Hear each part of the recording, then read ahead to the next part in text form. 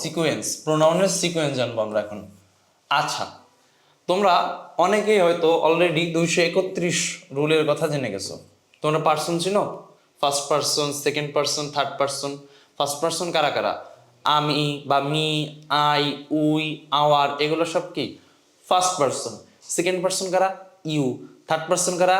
দে, them, তারপরে হতে পারে সেটা হি, সি, তারপর বা কোনো একজনের নাম, এগুলো সবাই কি থার্ড পার্সন। তোমরা অলরেডি 231 নাম অনেকেই শুনেছ। 231টা কি? ধরো পরপর 3টা প্রোনাউন আসছে, আমি, তুমি, সে। কে কে আসছে? আমি, তুমি, সে। যদি জেনারেল স্টেটমেন্ট বোঝায় বা সাধারণ বিবৃতি বোঝায়, সোজা কথা আমি যদি বলি সাধারণ বিবৃতি বোঝায়, সাধারণ বিবৃতি বোঝায় বোঝায় সেক্ষেত্রে এটা ফলো করে হচ্ছে 231 রুল। অর্থাৎ প্রথমে আসবে সেকেন্ড পার্সন, প্রথমে কোন পার্সন? Second person. এরপরে আসবে থার্ড পার্সন, আর লাস্টে যে আসবে ফার্স্ট পার্সন। যেমন আমি যদি বলি you, he and I go to market.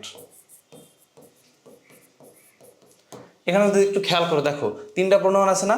ফার্স্টে আমরা দিছি সেকেন্ড পার্সন অর্থাৎ দুই, এরপরে আমরা দিছি কোন পার্সন? থার্ড পার্সন, হি, এবং লাস্টে যে দিছি আমরা ফার্স্ট পার্সন। তাইলে এটা ফলো করছে কোন রুল? 231 নম্বর রুল। আচ্ছা, এবার দেখো যদি সাধারণ বিবৃতি না বোঝায়, যদি সাধারণ বিবৃতি না বোঝায়, অপরাধ স্বীকার করা অর্থ বোঝায় অথবা দায়ী বোঝায়, দুইটা জিনিস, অপরাধ স্বীকার এবং দায়ী হওয়া অর্থ যদি বোঝায়, সেক্ষেত্রে ফলো করবে হচ্ছে 123 রুল। তখন সেটা কি ফলো করবে? 123 রুল। অর্থাৎ আগে যাবে ফার্স্ট পার্সন, পরে যাবে সেকেন্ড পার্সন, আর লাস্টে যে যাবে কি থার্ড পার্সন। আচ্ছা দেখো, এবার যদি বলি I, you and he are to blame. Are to blame মানে হচ্ছে দায়ী। আর টু ব্লেম মানে কি? দায়ী। Are to blame for the punishment, for the crime. Punishment তো না, ফর দ্য ক্রাইম হবে। I, you and he are to blame for the crime. দেখো ফার্স্টে আছে কি ফার্স্ট পার্সন, এরপরে আমি দিছি কি সেকেন্ড পার্সন, এবং লাস্টে যে দিছি কি থার্ড পার্সন। তাহলে অপরাধ স্বীকার অথবা দায়ী অর্থ বোঝানোর ক্ষেত্রে আমরা কি করব? প্রোনাউন নেবে 123 সিকোয়েন্স। আচ্ছা, এবার আমরা জানবো রিলেটিভ প্রোনাউন সম্পর্কে। রিলেটিভ প্রোনাউন সম্পর্কে গতকালকেও তোমরা অনেক কিছুই জেনেছো, আজকে আমরা জানবো বিস্তারিত। আজকে আমরা কি জানবো? বিস্তারিত।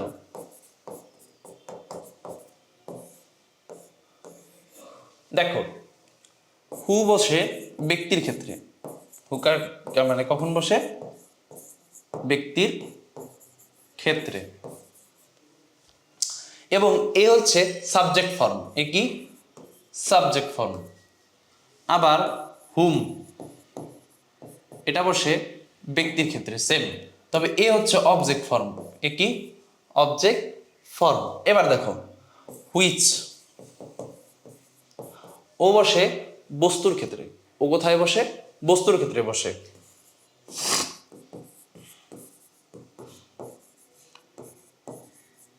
আর দ্যাট, এটা ব্যক্তি বস্তু উভয়ের ক্ষেত্রেই বসতে পারে। ব্যক্তি বা বস্তু উভয় ক্ষেত্রেই বসতে পারে। অর্থাৎ এইগুলোর পূর্বে একটা আমার অ্যান্টিসিডেন্ট থাকবে, তারা হবে কি অ্যান্টিসিডেন্ট কি? এই যে রিলেটিভ প্রোনাউন না, এর পূর্বে আমার একটা নাউন বা প্রোনাউন থাকবে। কি থাকবে? নাউন বা প্রোনাউন থাকবে। এগুলো যদি ব্যক্তি হয় তাহলে হু আর হুম বসাবো, আর এগুলো যদি বস্তু হয় হুইচ বসাবো, আর দ্যাট আমরা উভয় ক্ষেত্রেই বসাতে পারবো। তবে দ্যাট এবং হুইচের একটা পার্থক্য আছে, দ্যাট এবং হুইচের একটা পার্থক্য আছে, যেটা আমরা ক্লজের দিন বিস্তারিত জানবো। আচ্ছা, আমরা একটু কোশ্চেন সলভে চলে যাই। জাস্ট এতটুকু মাথায় রাখো, ব্যক্তির ক্ষেত্রে হু আর ব্যক্তির ক্ষেত্রে হুম। হু হচ্ছে সাবজেক্টিভ ফর্ম, হুম হচ্ছে অবজেক্টিভ ফর্ম, হুইচ হচ্ছে তোমার বস্তুর ক্ষেত্রে, আর দ্যাট আমরা কি উভয় জায়গায় বসাতে পারবো।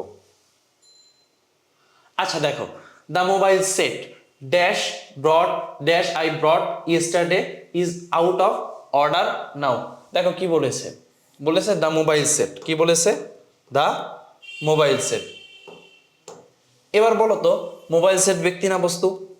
অবশ্যই বস্তু, তাহলে দ্যাট বসতে পারে। হুম কি বসবে? অ্যান্সার হচ্ছে বসবে না। হট অর্থ কি দেয় বা যা দেয়, বসবে? অ্যান্সার হচ্ছে বসবে না। আর হুজ, এটা অর্থ দেয় যার। হুজ কি অর্থ দেয়? যার। এখানে আরেকটা জিনিস লিখে রাখো, হুজ এর পূর্বে একটা নাউন থাকবে এবং পরে আর একটা নাউন থাকবে। এর দুই সাইডে দুইটা নাউন থাকবে, দেখো দুই সাইডে দুইটা নাউন থাকবে এবং মাঝখানে অর্থ দিবে যার। কি অর্থ দিবে? যার। তখন সেক্ষেত্রে আমরা হুজ ব্যবহার করতে পারবো। তখন আমরা কি ব্যবহার করতে পারবো? হুজ ব্যবহার করতে পারবো। এখানে যদি একটু খেয়াল করে দেখো, এটা কি যার অর্থ দিচ্ছে? দা মোবাইল সেট, যার একটা মোবাইল সেট, যার আই বট ইয়েস্টারডে, আমি গতকাল কিনেছিলাম একটা মোবাইল সেট, যার যার আমি গতকাল কিনেছিলাম, অর্থ মিলে? অ্যান্সার হচ্ছে মিলে না। আমি যদি বলি একটি মোবাইল সেট যেটি আমি গতকাল কিনেছিলাম, এই যেটি অর্থে কি উত্তর হবে? তাহলে দ্যাট হবে। হুমও হবে না, হটও হবে না, হুজও হবে না। আচ্ছা এবার একটু খেয়াল করো, the book dash you borrowed from my cousin is essential for me. The book dash you brought for my borrowed from my cousin is essential for the examination. বই যেটা তুমি আমার খালাতো বোন থেকে তুমি নিয়েছিলে, এটা আমার কি পরীক্ষার জন্য গুরুত্বপূর্ণ। তাহলে দ্য বুক কি বস্তু? অবশ্যই। তাহলে কি বসতে পারে? দ্যাট বসতে পারে। হু বসবে না, হুম বসবে না। হুজ, যার অর্থ কি দিছে দেখো তো, যা বইটি যার তুমি গতকালকে বা তুমি ধার নিয়েছিলে, বইটি যার তুমি ধার নিয়েছিলে, হয়? অ্যান্সার হচ্ছে হয় না, যার অর্থ দিচ্ছে না, তাহলে হুজও হবে না, তাহলে উত্তর কি? দ্যাট হবে। উত্তর কি হবে? দ্যাট। এবার দেখো, she looks at the photograph. Looks at মানে তাকানো, লুকস এট মানে কি? তাকানো। লুকস এট মানে হচ্ছে মাথা তুলে তাকানো। She looks at the photograph dash you have taken right now. সে ছবির দিক তাকালো যেটি তুমি এখন নিয়েছো। কি অর্থ দিচ্ছে? যেটি। এবং এর পূর্বে দেখো, ড্যাশের পূর্বে কি আছে? বস্তু আছে না? তাহলে কি বসতে পারে? হয় বসবে, অ্যান্সার হচ্ছে বসবে না। আমরা জানি কি যেটি অর্থ দেয় হচ্ছে দ্যাট এবং হুইচ। হাউ বসবে? অ্যান্সার হচ্ছে বসবে না। দ্যাট বসতে পারে? অ্যান্সার হচ্ছে হ্যাঁ পারে, কারণ পিছে কি আছে? বস্তু আছে। দেখো এবারে হট কি বসবে? যা অর্থ দেয়? অ্যান্সার হচ্ছে দেয় না। যে সে ছবির দিক তাকালো, যা সে যা তুমি নিয়েছো, যা অর্থ দিলে কি হয়, নাকি যেটি অর্থ দিলে হয়? তাহলে যেটি যখন অর্থ দেবে তাহলে এখানে কি উত্তর হবে? দ্যাট অর্থ হবে, উত্তর হবে। আচ্ছা এরপরে আমরা চলে যাই, দেখো I play violin dash musical instrument do you play. আচ্ছা দেখো এখানে কি বলছে, আই প্লে ভায়োলিন। ভায়োলিন একটা বাদ্যযন্ত্রের নাম। ভায়োলিন কি? একটা বাদ্যযন্ত্রের নাম। এবং এই ভায়োলিনটা একটা বস্তু না? অ্যান্সার হচ্ছে হ্যাঁ হ্যাঁ, এই ভায়োলিনটা কি বস্তু। তাহলে যেহেতু ও বস্তু, এবং দেখো এবার একটু যেটি অর্থ দেয় কিনা, আমি ভায়োলিন বাজাতে জানি, যেটি একটি musical instrument. Do you play, তুমি কি বাজাতে পারো? কি বলছে? আই প্লে ভায়োলিন, যেটি একটা মিউজিক্যাল ইনস্ট্রুমেন্ট, তুমি কি সেটি বাজাতে পারো? এরকম একটা অর্থ দিয়েছে। তাহলে যেটি অর্থ দিয়েছে না, তাহলে এখানে কি অর্থ মানে বসতে পারে? হুইচ বসতে পারে। হাউ কি বসবে? হাউ অর্থ কিভাবে বা যেভাবে। হাউ অর্থ কি? যেভাবে। তাহলে এখানে কি হাউ যেভাবে দিলে অর্থ আসতেছে যে আমি ভায়োলিন বাজাতে পারি যেভাবে একটা মিউজিক্যাল ইনস্ট্রুমেন্ট, যে এটা একটা কি মিউজিকের জন্য কি বলে এটা, ইনস্ট্রুমেন্ট বলতে কি বোঝাই আমরা? যন্ত্রাংশ। যেভাবে দিলে কি অর্থ হয়? অ্যান্সার হচ্ছে হয় না। তাহলে এখানে কি হাউ বসতে পারবে? অ্যান্সার হচ্ছে পারবে না। যা অর্থ দেয়? অ্যান্সার হচ্ছে দেয় না। তাহলে এখানে কি হট বসবে? অ্যান্সার হচ্ছে বসবে না। নান অফ দেম, এটা কি হবে? কারণ অলরেডি কি আমরা হুইচকে হতে পারে ভেবে ধরে নিয়েছি। কারণ কি আমরা দেখতে চাইছি যে নিচে আর আছে কিনা, যেহেতু আর নাই তাহলে কি আর নান অফ দেম উত্তর হবে? অ্যান্সার হচ্ছে হবে না। তাহলে এখানে কি উত্তর হবে? হুইচ উত্তর হবে। আচ্ছা এবার দেখো, my uncle has 3 sons dash work in same office. এবার কি বলছে দেখো, 3 সন্স বলছে। কি বলছে? 3 সন্স বলছে। তাইলে সন্সের জন্য আমি দেম বসাতে পারি, প্রোনাউন হিসেবে নিতে পারি, আর হুমও নিতে পারি। কি নিতে পারি? হুমও নিতে পারি। দেখো দে অল দ্বারা এবং হু অল দ্বারা অর্থ করলে অর্থ হবে না। কেমন দেখো, my uncle has 3 sons, they all work in a same office. দেও একটা প্রোনাউন, অলও একটা প্রোনাউন, পর্ব দুইটা প্রোনাউন বসছে কমা ছাড়া বা এন্ড ছাড়া। ওকে বসতে পারবে? অ্যান্সার হচ্ছে পারবে না। হু অল সেম কাহিনী, এটাও হতে পারবে না। তাহলে হতে পারে কি all of them are all of whom. এবার তোমরা এখানে এসে যে ভুলটা করো সেটা হচ্ছে যে আমরা অল টাইম বলে থাকি বা সাধারণত স্পোকেনের ক্ষেত্রে বলি যে all of them, all of them. এই জন্য তোমরা এখানে এসে অল অফ দেমটা উত্তর নাও, অল অফ দেমটা তোমরা উত্তর নাও। কিন্তু এখানে অল অফ দেমটা উত্তর হবে না, এখানে উত্তর হবে অল অফ হুম। এখন কেন অল অফ হুম আছে হবে উত্তর, একটু খেয়াল করো। দেখো এই যে এখানে একটা কমা আছে না, খেয়াল করে দেখো, মাই আঙ্কেল হ্যাজ 3 সন্স, এরপর একটা কমা আছে। কি আছে? কমা আছে। কমার পরে একটা ড্যাশ আছে, অর্থাৎ এই টোটালটা হচ্ছে একটা সেন্টেন্স। এই টোটালটা কি? একটা সেন্টেন্স।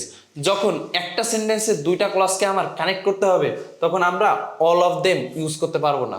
কি ব্যবহার করতে পারবো না? অল অফ দেম ইউজ করতে পারবো না।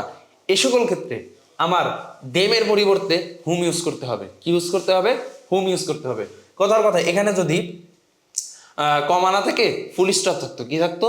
কমানা থেকে ফুল স্টপ থাকতো, সেক্ষেত্রে আমি চাইলেও আমি তখন আর হুমকে অ্যান্সার নিতে পারতাম না, কারণ এখানে ধরো কমার পরিবর্তে কি আছে? Full stop. তখন আমি চাইলেও হুম ইউজ করতে পারতাম না। হুম বসবে হচ্ছে একটা ক্লজের মধ্যে, আর অল অফ দেম বা দেম বসবে হচ্ছে দুইটা ক্লজের মধ্যে। তাহলে বুঝতে পারছো, মানে দুইটা ক্লজ তো না, দুইটা সেন্টেন্স আর কি। দেম বসবে কয় কিসের মধ্যে? দুইটা সেন্টেন্স।